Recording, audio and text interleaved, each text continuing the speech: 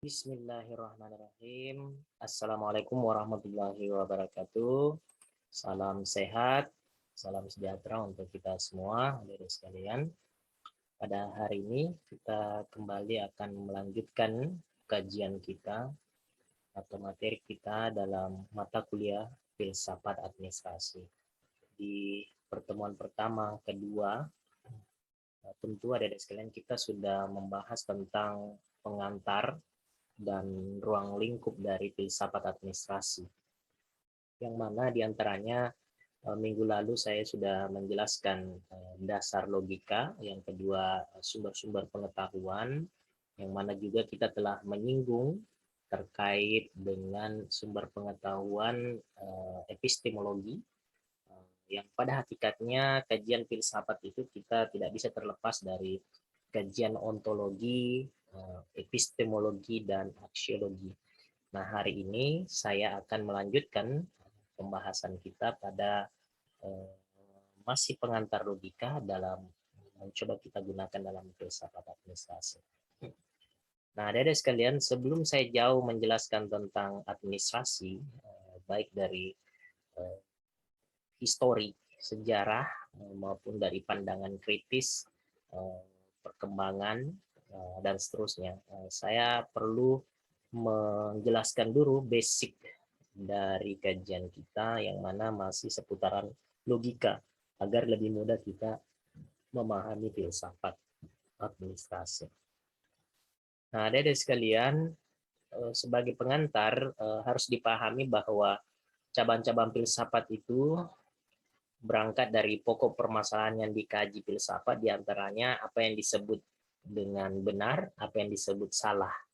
Kemudian yang kedua, mana yang dianggap baik, mana yang dianggap buruk, itu bicara tentang etika ya. Kalau tadi bicara tentang logika, kalau kita bicara baik dan buruk itu kita sudah bicara tentang etika. Nah, tentu yang menghukumi benar salahnya sesuatu itu pada kerangka akal ya, dari kajian kita sebelumnya di epistemologi. Kemudian yang ketiga, apa yang termasuk indah dan apa yang termasuk jelek, maka kita sudah bicara estetika. Hingga nanti kajian kita pada morality, di mana sebenarnya filsafat itu kita sudah bicara filosofiya secara etimologi itu bahwa pada hakikatnya harusnya orang bijaksana dengan belajar filsafat, belajar tentang cinta, kebijaksanaan. Nah, saudara-saudara sekalian atau adik sekalian, nah ketika ketiga cabang utama filsafat itu tentu bertambah lagi ya. Teori tentang ada, tentang hakikat keberadaan zat, tentang hakikat pikiran dan kaitannya dengan zat yang semuanya tentu terangkum adik-adik sekalian dalam metafisika. Dan juga berkembang hari ini sebagaimana kajian kita tentang filsafat administrasi, di mana objek forma, objek materialnya dapat kita lihat dari interaksi manusia yang melakukan hubungan kerjasama. Nanti lebih lanjut kita coba akan lihat perkembangan dari filsafat administrasi. Nah, ini tadi sudah saya jelaskan, jadi ada sebenarnya perkembangan terus-menerus kita lihat sampai hari ini yang disebut dengan administrasi. Kemudian saya skip saja. Jadi, nah, ada beberapa cara yang digunakan, adik-adik sekalian, dalam mempelajari filsafat. Ini secara umum saja, walaupun banyak metode-metode yang digunakan. Yang pertama ada yang disebut dengan metode sistematis, yang mana metode ini digunakan tentu melalui kaidah-kaidah ilmiah yang dilaksanakan secara sistematis. Yang kedua, metode historis, yang mana kita misalnya banyak belajar tentang sejarah dalam rangka mengantarkan kita mengetahui tentang filsafat. Kemudian ada yang disebut dengan metode kritis. Metode kritis inilah yang banyak digunakan juga dalam filsafat, yang banyak mempertanyakan tentang sesuatu. Lanjut. Nah, adik sekalian, landasan filsafat itu yang sebagaimana saya jelaskan di pembuka tadi, bahwa kita tidak bisa terlepas dari yang disebut dengan ontologi, epistemologi dan aksiologi, yang mana ontologi itu adalah bicara tentang hakikat atau keberadaan dari sesuatu itu, Kemudian epistemologi kita bicara cara kita mendapatkan pengetahuan atau sumber pengetahuan. Kemudian aksiologi sebenarnya kita sudah membahas tentang nilai kegunaan dari pengetahuan. Jadi nanti ruang lingkup administrasi tidak bisa terlepas dari ontologi, epistemologi, dan aksiologi. Nah, kalau kita lihat dari sisi ontologi itu ada logika dan estetika diantaranya ya. Kemudian epistemologi itu ada empirisme, rasionalisme, positisme, dan intuisionisme. Yang mana ini misalnya kalau di empirisme itu kita bicara tentang misalnya teori tabula rasa, ya. John Locke, yang mana sebenarnya lingkunganlah yang banyak memberikan informasi atau pengetahuan kepada kita. Kaum rasionalisme itu orang-orang yang mengandalkan rasionalitasnya dalam membuktikan keberadaan dari sesuatu dan seterusnya. Kemudian aksiologi itu tentu kita sudah bicara tentang etika, bijaksana, dan beberapa pengetahuan yang baru. Nah, saya lanjut adik-adik sekalian, saya ingin fokus sebenarnya pada ini. Jadi kajian kita ada pada kesalahan-kesalahan berpikir, maaf yang saya maksud di sini, yang harus dibenahi dalam logika berpikir adik-adik sekalian. Yang mana kesalahan-kesalahan berpikir itu, yang pertama yang penting saya jelaskan, ada yang disebut dengan fallacy of dramatic instance. Kalau kita lihat di sini ya. Jadi fallacy of dramatic instance, ini salah satu kesalahan berpikir yang harus segera dibenahi ketika kita masuk dalam perspektif sosial, apalagi dalam memahami filsafat administrasi. Yang mana itu kesalahan-kesalahan berpikir ini untuk dihindari. Jadi berawal dari kecenderungan orang untuk melakukan apa yang dikenal dengan overgeneralization. Ya. Jadi overgeneralization itu adik-adik sekalian, jadi penggunaan satu dua kasus ya, yang kemudian diletakkan sebagai dasar berpikir untuk mengeneralisasi dari peristiwa-peristiwa yang sebenarnya tidak bisa digeneralkan. Makanya disebut dengan overgeneralization. Misalnya dikasih contoh ya. Jadi Rizky itu atau Mira adalah mahasiswa dari administrasi bisnis, selalu membawa buku dan juga dia memakai kacamata. Namun juga Mira itu atau Rizky itu juga cerdas dan jenius. Ya. Jadi karenanya orang-orang langsung menyimpulkan bahwa setiap orang atau mahasiswa yang ada di administrasi bisnis yang bawa buku dan juga dia menggunakan kacamata, dia adalah cerdas dan juga jenius. Nah, jadi dari peristiwa itu langsung kita melakukan generalisasi. Sama dengan bicara langsat misalnya. Dengan langsat itu dari 100 langsat kita ambil hanya 5. Kemudian kita langsung simpulkan bahwa semua langsat yang ada 100 dalam kantongan itu semua manis, apalagi dalam satu truk. Itu tidak bisa begitu adik-adik sekalian. Itu terjadi yang disebut dengan over generalization. Itu nanti bermasalah adik-adik sekalian ketika kalian gunakan paradigma itu dalam menjadi seorang pejabat atau dalam administrator, berarti sebagai administrator atau pimpinan dan lain-lainnya, karena itu nanti berdampak pada kebijakan. Jadi salah memahami fakta, kenyataan, sehingga jauh dari kebenaran. Nah, orientasi kita sebenarnya belajar filsafat untuk mencari kebenaran atau hakikat dari sesuatu itu sehingga mengantarkan kita tiba pada sebuah kebenaran hakiki. Kemudian yang kedua, ada yang disebut dengan fallacy of retrospective determinism. Jadi kalau mau dibaca referensi ini itu banyak ditulis oleh Profesor Jaludin Rahmat ya, termasuk misalnya dalam bukunya Rekayasa Sosial. Nah, fallacy of retrospective determinism ini sebenarnya ini kerancuan atau kesalahan berpikir biasanya terjadi pada seorang atau masyarakat yang mengatakan bahwa masalah sosial sekarang terjadi itu sebagai suatu yang secara historis memang selalu ada. Ya, kira-kira begitu. Jadi tidak bisa dihindari adik-adik sekalian. Jadi dia itu merupakan akibat yang cukup panjang. Nah, sehingga nanti berdampak pada sebuah kebijakan ya, atau pada sebuah tindakan. Misalnya begini contoh kasusnya. Jadi ada suatu masalah sosial bernama misalnya yang disebut yang dari dulu ada itu prostitusi, ataupun akrab disebut dengan pelacuran. Jadi sebagian mereka itu manusia yang punya cara berpikir ini mengatakan bahwa untuk apa ada larangan terhadap pelacuran atau prostitusi? Karena sudah dari dulu ada. Sejak zaman jahiliyah sana. Jadi tidak usah dihapus. Akhirnya lahirlah kebijakan misalnya melakukan lokalisasi. Jadi sehingga pelacuran bukan untuk dihilangkan, melainkan melokalisasinya agar terhindar dari dampak-dampak yang tidak diinginkan. Misalnya daripada banyak pemerkosaan dan lainnya. Nah, cara berpikir seperti ini juga adalah kesalahan berpikir ketika itu digunakan dalam memandang sebuah masalah atau perspektif. Ya, tentu menurut saya tidak akan sampai kita pada sebuah kebenaran karena salah dalam meletakkan sebuah dalil, ya, dalil berpikir. Kemudian ada disebut dengan post hoc ergo propter hoc. Yang mana itu? Jadi istilah ini sebenarnya berasal dari bahasa Latin, ya, yang disebut. Jadi kalau kita lihat di sini, post itu artinya sesudah, hoc itu artinya demikian, ya. Ergo itu artinya karena itu. Propter itu artinya disebabkan, dan hoc artinya demikian.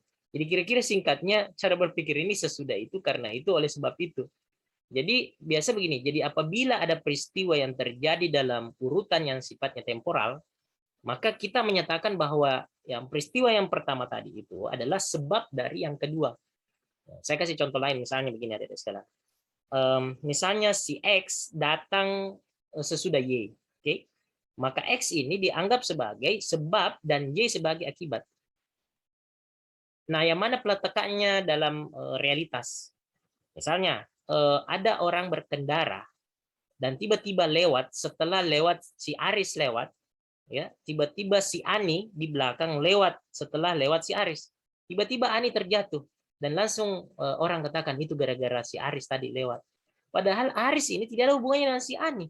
Bahkan si Aris tidak kenal, tapi dicocok-cocokkan. Makanya biasanya dikatakan hal-hal ini dalam peristiwa besar disebut konspirasi berpikir. Jadi membuat seakan perubahan yang ada itu benar-benar berasal dari satu sebab. Saya kasih contoh lain lagi, misalnya begini. Ada dua orang yang lebih mencintai anaknya. Jadi yang satu dari anak yang lain, yang satu dari pada anak yang lainnya hanya karena orang tua itu kebetulan strata sosialnya naik, ya. Jadi sebelum anak itu lahir, orang tua itu sangatlah misalnya sengsara, susah dan sebagainya. Tibalah masa lahir anak yang dibanggakan, jadi ya kira-kira mampu membawa nama keluarga, ya, yang lebih baik. Jadi mengapa dibanggakan? Ketika anak itu lahir, kedudukan orang tuanya pun kebetulan naik, ya, dari anak itu. Jadi posisi jabatan di suatu perusahaan naik sehingga anak ini dianggap sebagai anak pembawa berkah. Dan anak ini juga sebelumnya pernah kira-kira membawa sial, ya. Jadi sangatlah tentu disayangkan anak sebelumnya yang kena getahnya, ya. Jadi ada anak dari misalnya 3 bersaudara, misalnya kayak saya 3 bersaudara, bisa-bisa ada pilih kasih, ya.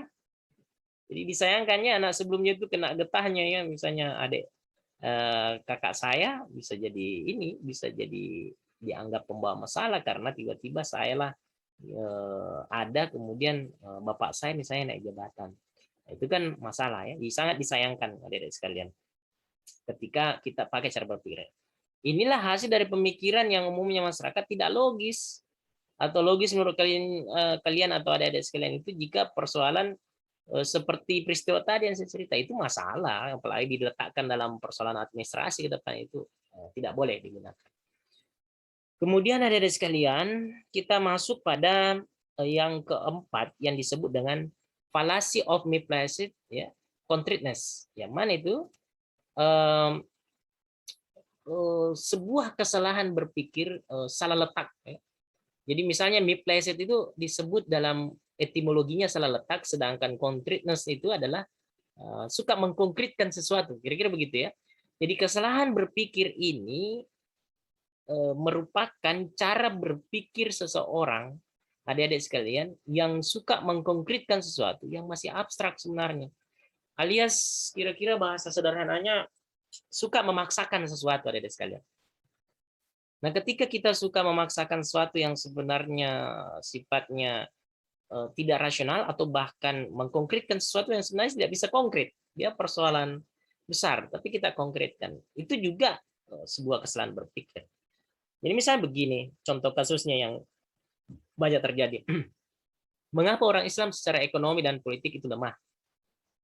Ya, mengapa kita tidak bisa menjalankan syariat Islam dengan baik kalau ini agama Islam ya? Lalu ada orang menjawab begini, ya ini kita hancur gara-gara berada pada satu sistem jahiliyah. Sepertilah misalnya peristiwa presiden kita saat ini selalu menurut saya konkretkan masalahnya yang sebenarnya tidak sekonkret itu ya, Adik sekalian. Nah, itu juga sebuah problem. Maka dari itu, Adik sekalian, dari peristiwa ini kita harus hindari sistem pemikiran yang suka mengkonkretkan sesuatu yang tidak sesuai dengan kaidah-kaidah berpikirnya atau syarat-syarat peletakan dalil dari sesuatu itu.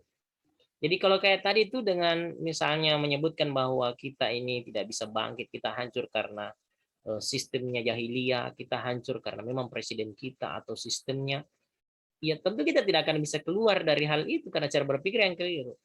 Atau hancur karena togut ya, atau yang berkuasa. Tetapi sebenarnya sistem jahiliyah atau togut itu adalah dua hal yang sifatnya abstrak ya. Jadi kemiskinan pun itu sebenarnya masih abstrak, perlu redefinisi karena beda-beda tiap orang memahami kemiskinan. Ada orang yang tidak bisa makan dengan ini. Nah, sehingga ada jawaban seperti yang tadi itu keliru, suka mengkonkretkan ya, padahal tidak sesederhana itu. Makanya kita harus mengubah sistem. Sistem apa itu? Ya, ada lagi, ada yang mengatakan harus merubah sistem. Di sistem apa itu? Ada yang mengatakan turunkan presiden, ada yang mengatakan ganti menterinya atau ganti sistemnya. Sistem yang mana itu tidak gampang. Itulah suka mengkonkretkan, padahal sebenarnya tidak konkret masalahnya. Makanya perlu diargumentasikan dulu atau redefinisi terkait dengan yang sifatnya abstrak tadi. Kemudian saya berpindah pada pembahasan selanjutnya, disebut kesalahan berpikir argumentum et precundiam. Yang mana ini ada sekalian, atau disebut AAC. Jadi dia kesalahan berpikir itu yang hampir setiap hari sebenarnya atau umum kita temui dari sekarang, yaitu menggunakan argumen dengan menggunakan otoritas ya. Jadi biasanya walaupun otoritas itu tidak relevan sebenarnya. Jadi suka menggunakan otoritas, tapi otoritas atau dalil yang digunakan sesungguhnya tidak relevan dengan yang didalili ya, atau yang tidak relevan dengan yang diberikan otoritas. Jadi ada orang yang menggunakan otoritas itu untuk membela paham atau kepentingan sendiri. Padahal sebenarnya dipaksakan juga jawabannya, ada kaitannya dengan yang tadi ya. Jadi saya kasih contoh misalnya begini ada sekalian ya. Kita lihat misalnya si A dengan percaya diri menafsirkan ayat ya, ayat-ayat Quran atau kitab-kitab suci yang lainnya, sekian ayat ya dari surah itu. Misalnya kalau kita di Islam Al-Quran dengan tujuan kira-kira melakukan pembelaan argumentasi terhadap kesalahan yang dia buat. Padahal sebenarnya hanya dicocok-cocokkan. Padahal sebenarnya tidak begitu tafsir atau maksud ayat itu. Nah, karena ayat yang sama itu masih bisa ditafsirkan secara berlainan oleh pikiran orang lain, apalagi ahli tafsir yang juga berbeda, jadi seharusnya si A ini atau si Budi tadi itu harus bersikap adil dengan cara mengatakan menurut pemahaman saya. Jadi bukan mengatakan dalam Al-Quran itu dikatakan begini, seolah-olah melakukan pembenaran terhadap apa yang dilakukan. Harusnya menurut interpretasi saya terhadap ayat sekian ya, kayak gitu. Itu boleh. Maka dengan itu si A ini sebenarnya bisa tidak terjebak ketika dia menggunakan istilah kayak tadi itu. Nah, dia terjebak apabila dia menggunakan otoritas tadi. Oke ya, saya anggap itu beres. Karena waktu sangat terbatas, maka selanjutnya saya ingin menjelaskan kesalahan berpikir yang disebut dengan fallacy of composition ya. Yang mana itu atau disebut FOC, fallacy of composition itu. Jadi dia kesalahan berpikir yang melakukan dugaan bahwa terapi yang berhasil untuk salah satu kepastian untuk berhasil pada semua orang ya adalah meletakkan komposisi-komposisi yang menurut interpretasinya. Jadi misalnya begini, sebuah cerita di salah satu kampung gini. Ada seorang pemuda yang melakukan kreativitas berwirausaha, kemudian inovasi dan kreativitas yang dilakukan itu tiba-tiba berhasil dan sukses. Maka apa yang diantaranya misalnya jual apang ya, di Sidrap itu ada jual apang, di Lainungeng tiba-tiba semua orang-orang yang di tetangga-tetangganya ikut juga buat apang, sama di Pangkep misalnya Dange. Nah itu meletakkan komposisi-komposisi cara berpikir yang sesungguhnya, padahal kan beda-beda rezekinya tiap orang ya, beda-beda caranya orang berbisnis, beda-beda bakatnya orang. Akhirnya dia buka bangkrut, ada yang sukses, ada yang bangkrut. Akhirnya tambah tidak ada permintaan karena latah. Karena itulah tadi sebuah kesalahan berpikir yang memberikan dugaan bahwa terapi yang berhasil untuk satu orang pasti juga berhasil untuk orang lain. Ya kira-kira begitu. Jadi satu peristiwa ini bisa digunakan oleh orang lain, padahal orang yang berbeda. Padahal dalam logika juga disebut A itu hanya sama dengan A. Kira-kira begitu ya. Nah, ada yang disebut yang terakhir disebut dengan circular rationing. Circular rationing itu artinya dia pemikiran yang banyak dipakai oleh mahasiswa dari sekalian.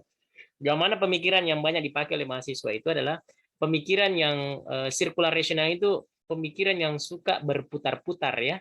Jadi pemikiran yang suka berputar-putar itu jadi misalnya menggunakan konklusi kesimpulan untuk mendukung asumsi-asumsi yang digunakan untuk menuju konklusi semula. Jadi saya kasih contoh misalnya begini.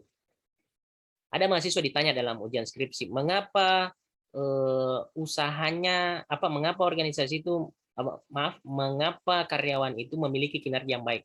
Langsung dia jawab begini, karena efektivitas organisasinya bagus, Pak. Ditanya balik lagi, iya, kenapa bisa bagus aktivitas organisasinya? Dia katakan karena kinerjanya karyawannya bagus, Pak. Itu saja dia berputar-putar. Ditanya lagi, kenapa bisa kinerjanya karyawannya bagus? Karena efektivitas organisasinya bagus. Nah, sering ya, kira-kira kalian dengarkan seperti ini. Nah, itu persoalan ada sekali. Jadi sebuah kesalahan berpikir yang senantiasa berputar-putar, padahal setiap tadi variabel itu ada argumentasinya. Dan variabel X itu ada argumentasinya, variabel Y itu ada argumentasinya. Walaupun dia misalnya terjadi hukum sebab akibat di situ. Tapi tidak bisa dijawab dengan sistemnya berputar-putar yang bahkan tidak menunjukkan sebab akibatnya. Nah itu ya masalah ada di sekalian. Nah itulah semua yang disebut dengan kesalahan-kesalahan berpikir. Dan juga kesalahan-kesalahan berpikir itu biasa ditambah juga dengan mitos-mitos. Akhirnya mempengaruhi cara berpikir orang. Misalnya ada mitos-mitos kalau dalam teori sosial ada disebut dengan mitos Devian, ya yang mana mitos ini berawal dari pandangan yang biasanya menganggap bahwa manusia atau masyarakat itu stabil, statis, tidak berubah. Jadi tidak usah dirubah. Jadi bagaimana dengan misalnya kalau dalam Islam disebut di ayatnya itu innallaha la yughayyiru ma biqaumin hatta. Nah, itu contoh yang menunjukkan bahwa ikhtiar itu penting. Jadi tua, muda itu sangat tergantung dari ikhtiar ya. Kalau misalnya kayak orang Jepang mampu lebih dari 100 tahun karena ada ikhtiar untuk memenuhi syarat-syarat untuk tidak tua. Jadi sama kecelakaan sebenarnya itu ada syarat-syarat yang dilakukan. Kenapa orang itu kecelakaan? Misalnya kecepatannya melebihi dari kecepatan rata-rata, tidak menggunakan helm misalnya, atau tidak fokus, atau ada faktor rem dan lain-lainnya. Itu contoh pemenuhan syarat. Coba hindari syarat-syarat itu misalnya. Nah, makanya itu ada manajemen risiko.